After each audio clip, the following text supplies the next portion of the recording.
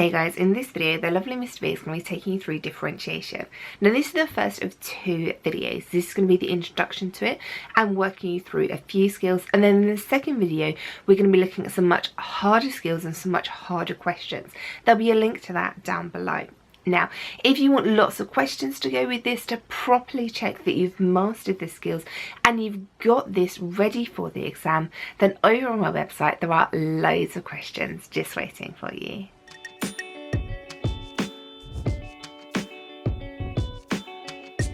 We're going to have a look at differentiation. Now, there's two sides to differentiation. So what we're going to do first is just look at the mathematical operation differentiation and show you how to do it. Then, at the end of the video, I'm going to go through what differentiation is actually used for. So I'm going to talk about the practical examples and how the mathematical operation actually works. Now, that might seem a little bit backwards, but this is a kind of a case of the proof of how differentiation works is much more complicated than the actual thing you'll be doing with differentiation. So we'll look at differentiation first, then we'll look at what it means and proving it. So to start off, we have a function, and our function is 2x. So the way we write a function is we can just write f of x. Now, the differentiated version of the function will be written f dash x. This is the first kind of notation we're looking at. Now, I'm going to write out the function that we've got. So the function is 2x squared. So let's just break that down into its different components. So we've got the 2, that's the coefficient. That's what the x is being multiplied by. And then we've got the x. Now, what does the x really mean? Well, it's a missing number. We don't know. It's an unknown number. And it's the power of 1. And this is going to be important. And we don't normally write a little 1 to the power 1. We normally just write x. So the first thing is just be aware of what powers letters are if they don't have a power showing. So let's do the method for differentiation. Now there's two parts to this. The first part is that you are going to multiply the power by the coefficient. So in this case, we're going to do 1 times 2. And 1 times 2 is going to give us 2. The second part of this is that the actual power, we are going to take away 1 from it. So that's going to give us x to the power of 0, because 1 take away 1 is 0, obviously. So we've done a successful differentiation here. And then what we can do is we can simplify it and write our final answer. So the final answer is actually 2. Well, where's the x to the power of 0 go? And then this is what I'm talking about with knowing the kind of values of powers if you don't have any powers written. So let's look at a few examples. So if we had 2 to the power of 3, that would mean 2 times 2 times 2, which is 8. And we show the power there, we show the 3. 2 to the power of 2 means 2 times 2, which is 4. And again, we show the power. Then with 2 to the power of 1, that's just 1, 2, and there's nothing to multiply it by, because if you think about it, the power of 3 means 3 2's multiplied together. The power 2 means 2 2's multiplied together. So the power 1 is 1 2 multiplied together, which is just going to give us 2. So you can see here, 2 to the power of 1 and 2, they're the same thing. Now, what about 2 to the power of 0? Well, conceptually, it's difficult to think about what that is. Well, it's 0 2's multiplied together. So how can we get that? But look at the pattern behind it. We've got 8 divided by 2 is 4. We've got 4 divided by 2 is 2. So the pattern of the power 2's is to multiply and divide by 2 each time.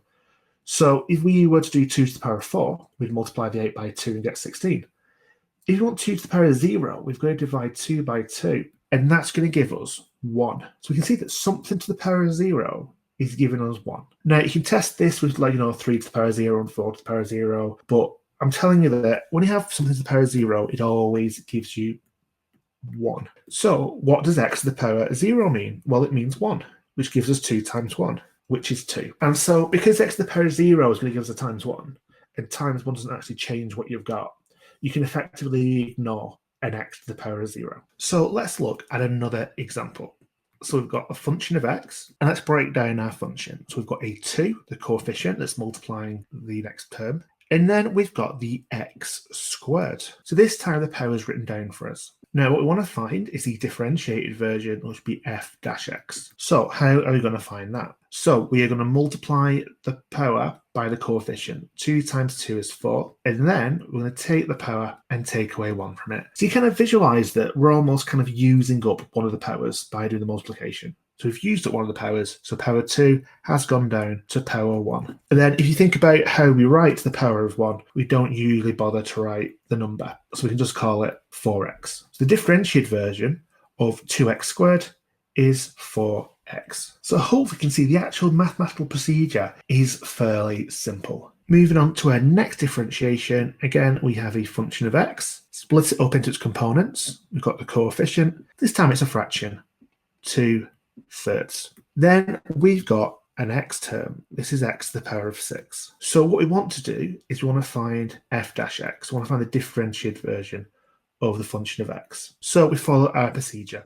We take the power on the x and the coefficient at the front, and we multiply them together. So we've got 2/3 times 6. That'll give us 12/3. Then, because we've used up one of the powers, we take away 1 from it, which will give us x to the power of 5. Once you hold the procedure, try and clean it up. So with the coefficient, we've got 12/3. Well, 12 divided by 3 is 4, so we can simplify the fraction. But then with the power, 5 to the power of 5, x to the power of 5, that's fine. We can leave that as it is. We're only going to kind of change how we write the power if it's power 1, in which case we don't write the 1, or power 0, in which case we don't write the x at all. So again, multiply the power by the coefficient and reduce the power by 1. For the next question, we have a look at our function of x. This time there isn't a coefficient on this, and the power is much more complicated. The x is to the power of 4, and it's square rooted. So what we need to do is do a bit of work on that first. So the square root of x to the power of 4, you can write that as a fraction. So the power is the numerator, and the root is the denominator. Now, this is another case of we don't always write down the numbers for kind of powers. And for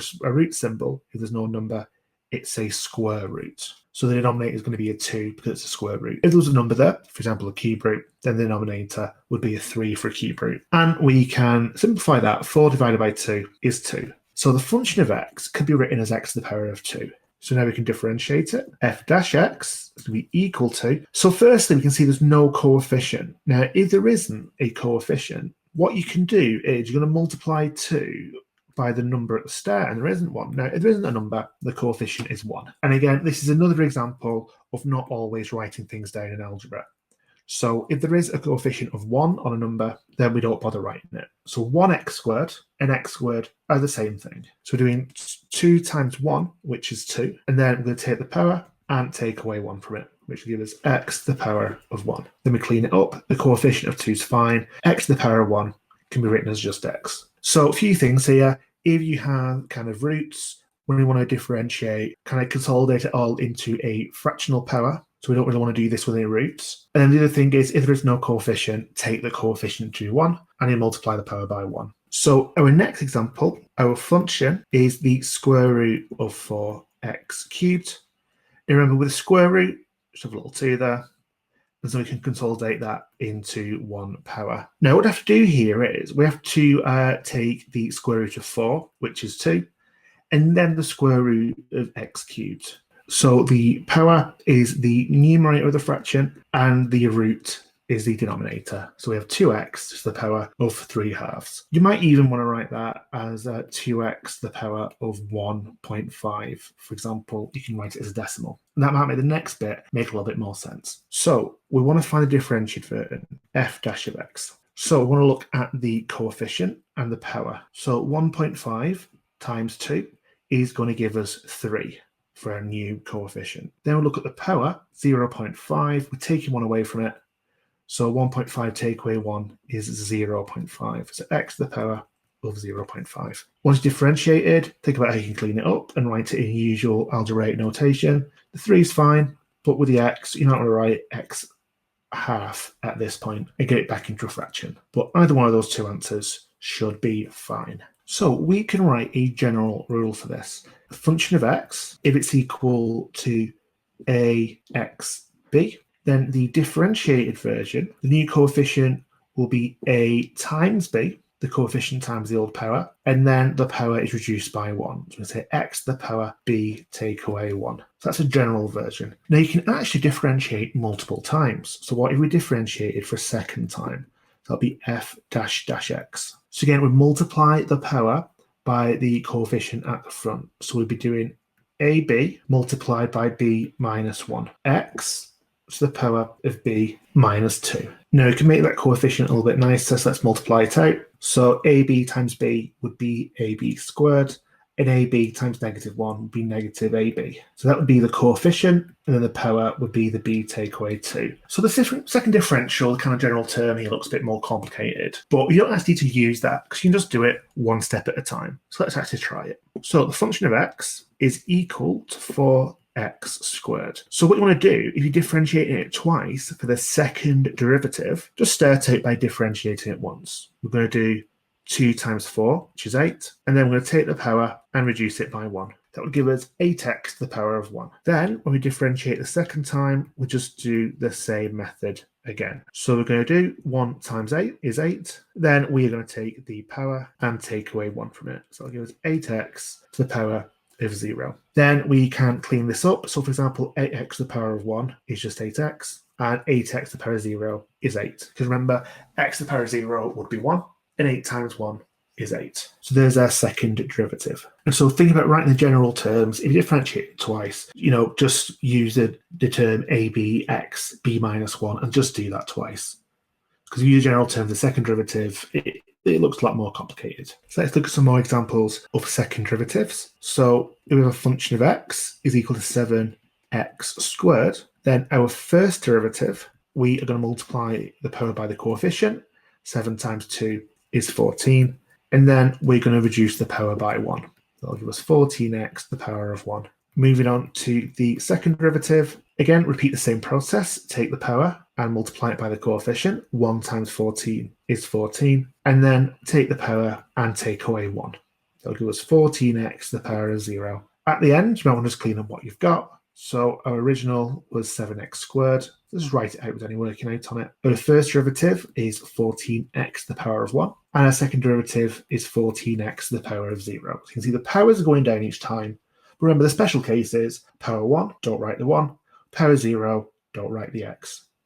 So we have first and second derivatives. Now, again, we can introduce fractions on our coefficient to make things a bit more complicated, and it tests your fraction skills. So if the function of x is 2/5 x squared, then the first derivative, take the power, take the coefficient, multiply them together. So 2/5 times 2 would give us 4/5. Then look at the power 2, reduce it by 1.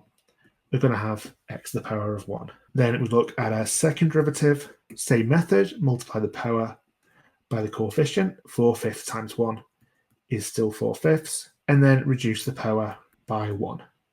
That gives x to the power of 0. Then we can just clean up our algebra at the end. We can write out our original without any working out, just nice and clear. Then we'd have 4/5 x rather than x power 1 because they're the same thing. And then we finish off with just 4/5 because x to the power of 0 means multiply by 1, which will make it stay the same. So again, we've got our first and second derivatives. Now moving on to our next question. We say it doesn't say function of x equals, it says y equals, and it's 2x squared plus 6x plus 5.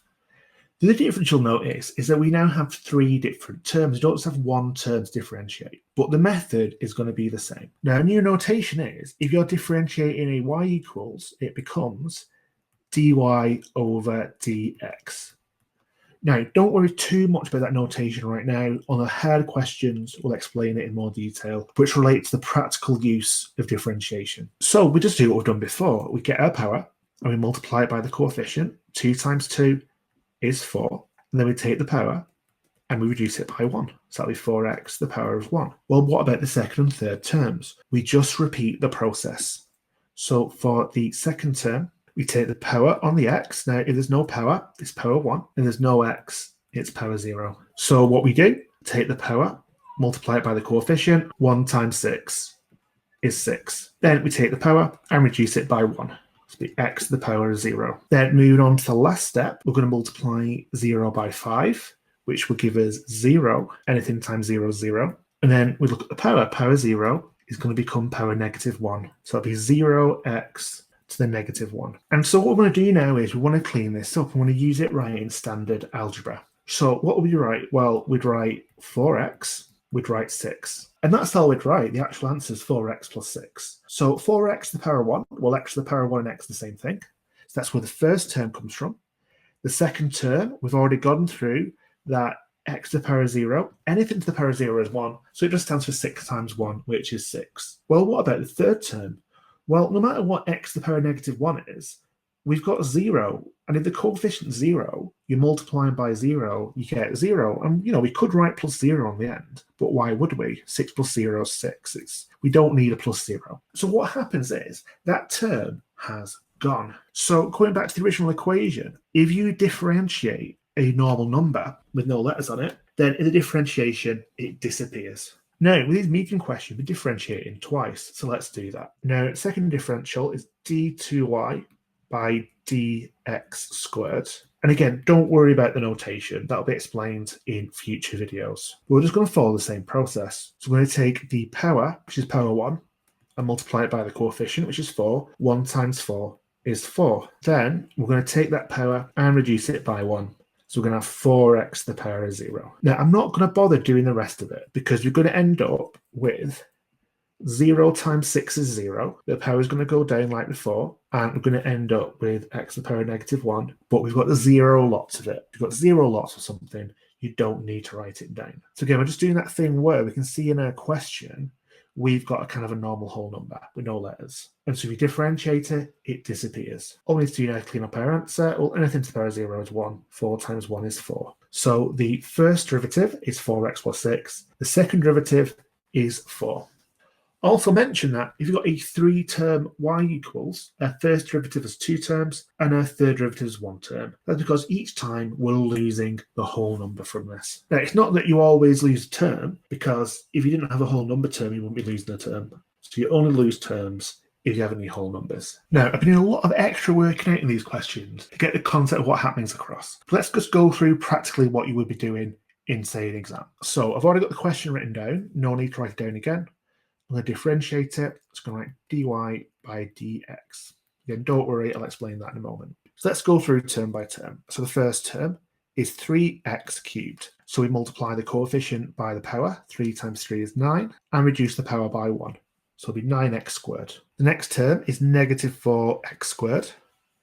So again, multiply the coefficient by the power. 2 times negative 4 is negative 8, and reduce the power by 1. X squared becomes x. Then we move on to the third term. We've got a positive 6x. So the power is going to be 1. So 1 times 6 is 6.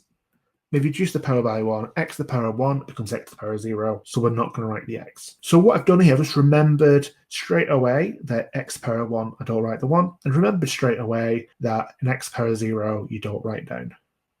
You can even remember it that if you've got an x term, when you differentiate an x term, then you just lose the x. The coefficient is going to stay the same because you're multiplying it by 1. And then you can also just remember that if you are differentiating a whole number, then it's going to go away. And we could write plus 0, but why bother? It doesn't represent anything. So we're not going to write plus 0. So then moving on to the second derivative, so that's going to be d2y by dx squared. So look at the 9x squared. Multiply the power by the coefficient. 2 times 9 is 18.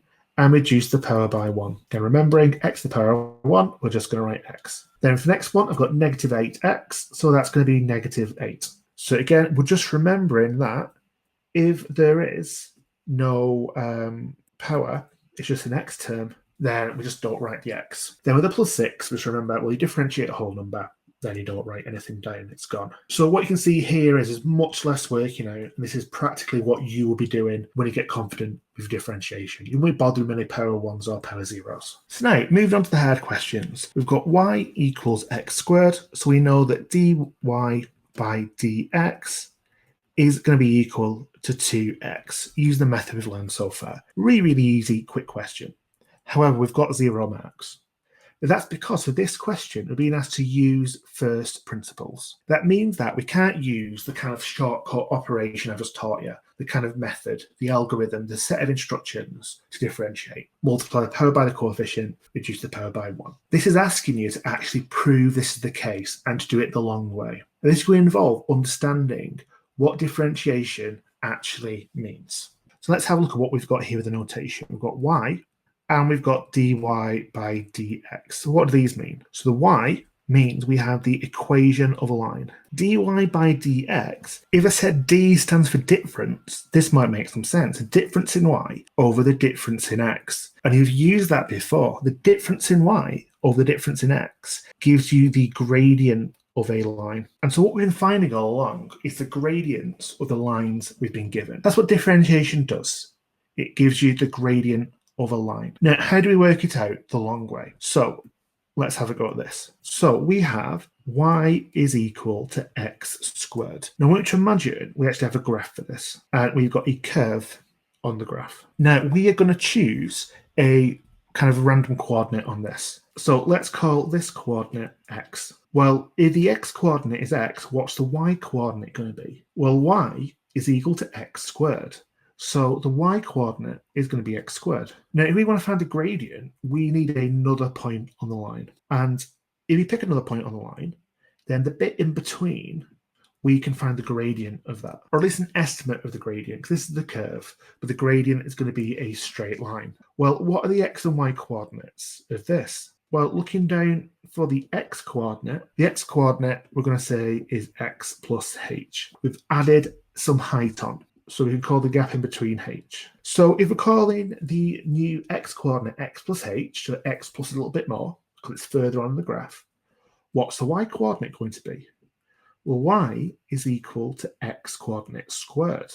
So the x coordinate squared is going to be x plus h squared. So now we've identified two coordinates, we can find the distance between them, because the way you find a distance is you do the difference in y over the difference in x. So what do we mean by the difference in y? Well, we're going to take the y coordinate. So the second y coordinate was x plus h squared. I'm going to take away the first y coordinate, which was x squared. That's going to be divided by the difference in x. So the x coordinate was x plus h, and then the first x coordinate was x. Again, we're finding the gradient by finding the difference in x over the difference in y. And so all we need to do now is solve that equation, collect up the like terms. So let's go on the line below to do that. So dy by dx is equal to the y coordinates taken away from each other divided by the x coordinates taken away from each other. So we're going to have to expand the quadratic.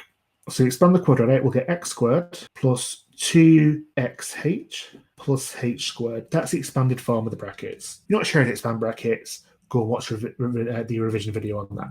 Then we're taking away the x squared. On the bottom row, x plus h take away x. Well, the x coordinates are going to cancel out. X take away x is 0. So it's all divided by h. Now, there's things we can cancel out here. So, for example, x squared take away x is going to give us 0. So we're left with 2xh plus h squared over h. So we're just kind of one bit at a time cancelling out. So it's highlighting green. The x terms are taken away to give us 0.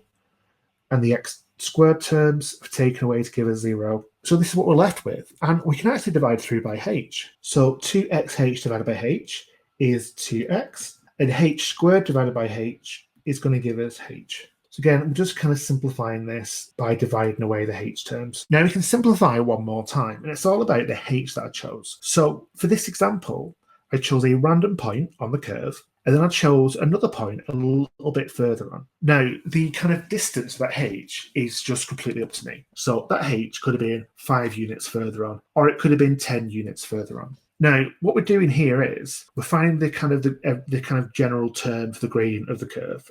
So it's not related to being on any particular point on the curve. So what we can do is we can put those two coordinates as close together as we want. And what we do is, as we kind of move x and x plus h closer and closer together, then we have something called the limit of this. The limit of h approaches 0. Because again, we really don't care how big h is. We just want a general formula for the gradient at any point on that curve. So the distance of the 2 points apart doesn't matter. So as those points get closer and closer together, the value of h doesn't matter, it becomes 0. So our answer is now going to be 2x. We don't care about h. Now, I've done an awful lot of complicated calculations there, and I've got the answer. Dy by dx is equal to 2x.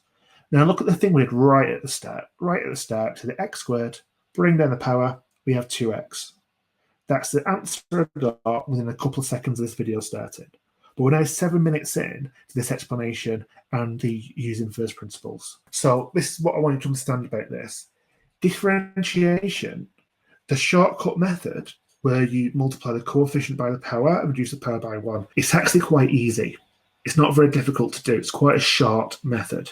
However, the proof behind it and what it means is actually much more complicated. What you have to remember is that when you differentiate, you find the gradient, and the way you find the gradient is a difference in y over the difference in x. So I've just chosen 2 coordinates on the curve. I've taken away the x coordinates and taken away the y coordinates. I've rearranged it, and I've got the same answer, 2x. So again, we've got the short method, and then we've got the more complicated proof. So let's look at some more examples of differentiating using first principles. So what we need to do is find 2 coordinates on the line. So always say that your first coordinate is going to be x on the x-axis, and the second coordinate is going to be x plus something on the x-axis. If you think about what the corresponding y coordinates would be, well, y is equal to 4 lots of x. So if our x coordinate is x, 4 is equal to 4 lots of that. But then if we change x to x plus h, then y will be 4 lots of x plus h. So we found our 2 coordinates. So then to find the difference in x by the difference in y, we have to take away the y coordinates and take away the x coordinates. So the y coordinates start off with a large one. So we've got 4 lots of x plus h. Take away the other y coordinate, which is 4x. Then do the x coordinates. So first you start with the x coordinate that corresponds to the first y coordinate you used. That will be x plus h. And then take away the second x coordinate, which is x. Simplify it the best you can. So we want 4 times x, 4 times h. We could take away 4x. We'll just expand the brackets. We want to think about bits that we can actually collect up. So the x and the negative x are going to cancel each other out. And the 4x and the negative 4x are going to cancel each other out. That leaves us with dy by dx being 4h over h. Now we can actually divide through by h, and that will leave us with our final answer, which is 4. So the gradient of a line is 4. And you think about how you differentiate. You do, well, x to the power of 1. 1 times 4 is 4. Or you can even think that y equals mx plus c. Well, the 4 is in the position of the m of the gradient. So you can get 4 from that method as well. This is how you get it using the gradient and the coordinates. Let's have a look at another example. And again, we want 2 coordinates. Now, we'll start off with our x coordinate being x, and our second x coordinate being x plus another number, x plus h. Now, if the x coordinate is x, the y coordinate is going to be equal to 6 lots of x squared plus 4. Now, if the x coordinate is x plus h, then we swap the x for x plus h. That'll be 6 lots of x plus h squared plus 4. So we've got our x coordinates and our y coordinates. So now we can find the difference in y over the difference in x. So we write down the second y coordinate, 6 lots of x plus h squared plus 4. And we take away the first y coordinate, 6x squared plus 4. We divide that by doing the same with x. So the second x coordinate, x plus h, take away the first x coordinate, x. Simplify that the best you can. Expand the brackets would be a good idea. Now with the double brackets, we're going to end up with 6 lots of x squared plus 2xh plus h squared. So I've just expanded the brackets there. Then we've got the plus 4, take away 6x squared, and the plus 4. That's being divided by the x plus h minus x. And I suggest you just do this step by step. So the next step is going to be, well, we can multiply the bracket by the 6 on the outside. That will give us 6x squared plus 12xh plus 6h squared plus 4, take away 6x squared plus 4. There's quite a lot of terms here, and it's all over x plus h minus x. Now we can start to get rid of things, so the x and the negative x are going to cancel out to give us h on its own. And think about all the things we cancel out. So we've got a positive 4, and we've got another positive 4. So, okay, we can't take those away. So what else have we got? We've got a positive 6x squared and a negative 6x squared. They're going to cancel out. Now, I spotted a mistake. I really wanted those 4s to cancel out, and they do actually cancel out. Now, it's because when I took away the 6x squared plus 4, the common mistake was that you need to take away both terms. It's take away 6x squared and then take away 4 right at the start. So I can carry forward that take away 4 rather than plus 4. So always be looking out for these things should cancel out to be simpler. And if they don't, you've probably made a mistake. Have a look back over it. So now we can look at the 4s cancelling out. 4 take away 4 is 0. And then we can actually divide through by the h as well. So that's going to give us 12x plus 6h. Now we can think about the limit approaching 0. So if we have 12x plus 6h, I'm just going to go back on that previous term actually, let's skip a step there. Perhaps what I should have done is just written 12xh plus 6h squared all over h. So just showing that step where we're dividing through by the h, which is where the h's have gone. So now we can say that the limit of h is going to approach 0, because we didn't really care how far away h was from the original coordinate. And so now we can write a final answer, which is 12x, because 6 times 0 is going to give us 0. Again, if you think about how you differentiate using the shortcut method, you do 2 times 6 is 12, reduce the power by 1, and you would get 12x using the short method as well. Again, with this method, much more complicated, many more steps, lots of cancelling out to do, but we've proven that the gradient's this, rather than using a kind of a shortcut mathematical procedure. So for each example, we're increasing the complexity, but we want the same thing. We want 2 coordinates on this line so we can find the gradient in between. The first coordinate is going to be x, and the second coordinate will be x plus something else. So if x coordinate is x, then y is equal to 2 lots of x squared plus 5x minus 9. That's our first set of coordinates. Now, the second set of coordinates, we're replacing the x with x plus h. So we'd write 2 lots of x plus h squared plus 5 lots of x plus h, take away 9. So we just swapped out the x for x plus h. So we have our x coordinates and our y coordinates. So now we can find the difference in y over the difference in x for the gradient. So for the difference in y, we're writing the second y coordinate. And when I write this down, I'm going to expand it as well. So we're going to have, expanding the squared bracket, we're going to have x squared plus 2xh plus h squared. And we want 2 lots of this. So that'll be 2 lots of x squared, 2 lots of 2xh, and 2 lots of h squared. So I'm just trying to skip some of the unnecessary steps. We should be able to do some of these calculations in our head. We're adding to that 5 lots of x plus h, expand that bracket as well, and then taking away 9. This is the expansion of the second y coordinate. Then we're taking away the first y coordinate, so it's negative 2x squared. Take away 5x. We're going to make sure all 3 terms become negative. Then with a negative 9, negative 9 will give us a positive 9. So that's our numerator. And again, it looks very, very complicated, but a lot of these terms are going to cancel themselves out. Then for the bottom, we always get the same thing at the bottom. X plus h, take away the x. The second x coordinate, take away the first x coordinate. So let's see what cancels out. So we've got a positive 2x squared and a negative 2x squared. That makes 0.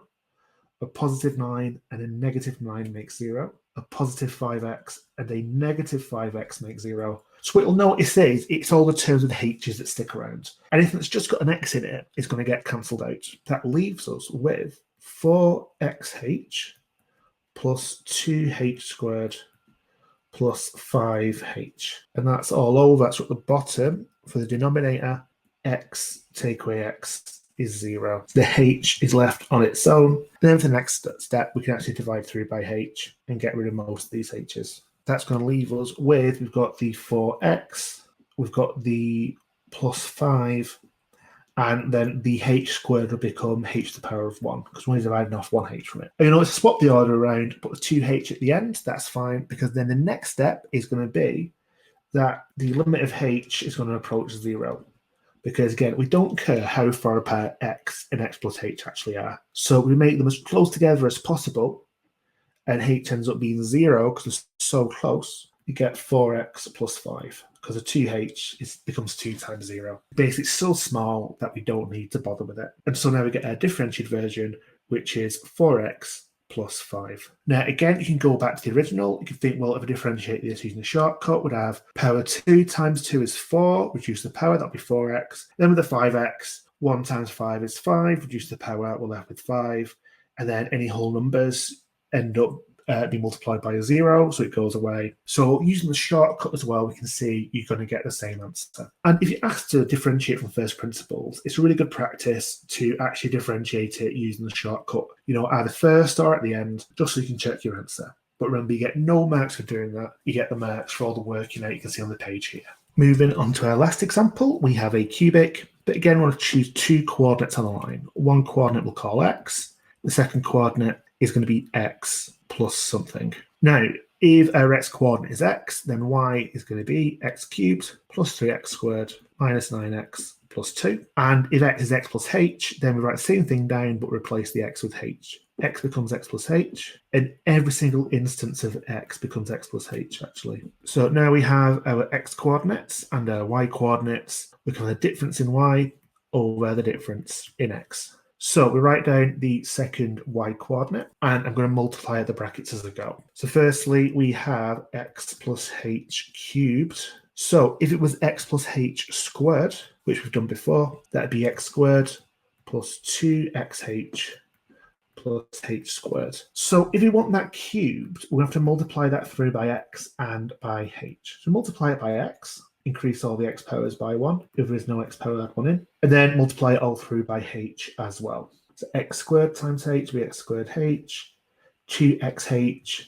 times h will be 2xh squared, and h squared times h will be h cubed. So we've got all of those terms together. So if we look at the cube terms, we've got x cubed. We'll look at the x squared terms. We've got 2 lots and 1 lot, so altogether 3 lots of x squared h. Then we've got 3 lots of x h squared, and then we've got our h cubed. That's a triple bracket expanded. Now we've got a double bracket, and we want 3 lots of the double bracket. So that'll be 3 lots of x squared, 3 lots of 2xh, which will be 6xh, and 3 lots of h squared. Then we're taking away negative 9 lots of x minus 9h, and then we add the 2 on the end. So again, that is a long expansion. But again, a lot of these are going to actually cancel themselves out. Then do the x coordinates. First x coordinate is x, second x coordinate is x plus h. Take them away from each other. And now we can look at things that cancel out. So first thing to look at is the x cubed. So remember, we're kind of looking at things that don't have a h in. Now just remember, this expansion is so long, I forgot to take away the second y coordinate. Let's take away x cubed, take away 3x squared. Negative 9, take away that will be a positive 9x, and then positive 2, take away that. So again, I noticed that I couldn't calculate my x cubed, which meant that I made a mistake. So the x cubed, negative x cubed cancel out. The negative 3x squared and positive 3x squared cancel out. Got the positive 9x and negative 9x cancel out. The negative 2 and the positive 2 cancel out, and the x take away x cancel out. So everything else has got a h as part of it. So that leaves us with 3 lots of x squared h plus 3 lots of 3xh squared plus h cubed plus 6xh plus 3h squared take away 9h.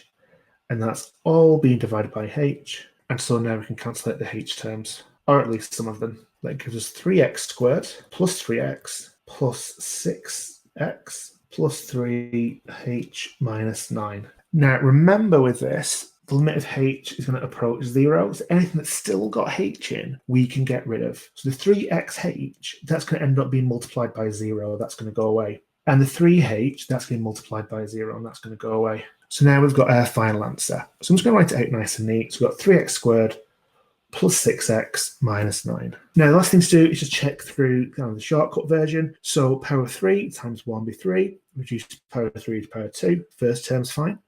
Second term, 2 times 3 is 6. So that's fine. And the third term, negative 9x will become negative 9. So, yeah, it looks like this checks out. This all works out.